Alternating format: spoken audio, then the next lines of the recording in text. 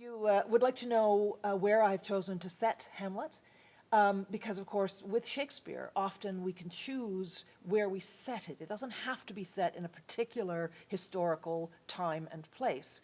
And it's especially interesting to know that Shakespeare himself stole the whole story from somebody else. He didn't make it up, right? People don't realize that. In fact, Shakespeare didn't make up any of his own stories. He just looked around, found the best story to tell, and said, this suits my purposes, here we go. And he would set it where he wanted to.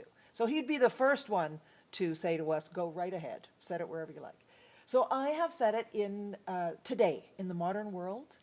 What's particularly interesting for me is the context of celebrity or royalty as celebrity in the modern world. So the royal family in England, the royal family in Denmark, these are public figures in a sort of superstar kind of category. They get photographed all the time. They are followed by mobs. They are followed by the paparazzi. So that element of their lives is something that we deal with today or see in print, on TV, in the news. So I've tried to bring an element of that into this play.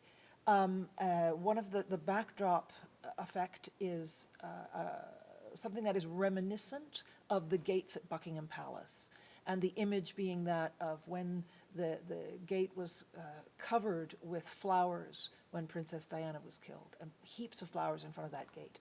That's an image, very iconic image that we're using as a backdrop for this.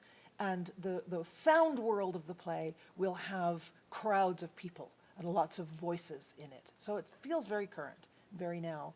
And if any of you are fans of the TV show Riverdale, that has also influenced how we're approaching some of these characters, how they look, how they act. So it will feel like they're people that you know. And Hamlet, the character of Hamlet is a character that we find as an audience we can get to know really well, because he spends so much time speaking directly to the audience. So much of Hamlet is written in soliloquy, and that works really well because we become his friends and his confidants, and we fall in love with him. And even though he does some kind of nasty things later on in the play, we see him as a friend, and we have a lot of feelings about that, a lot of emotion around that. So it's very interesting.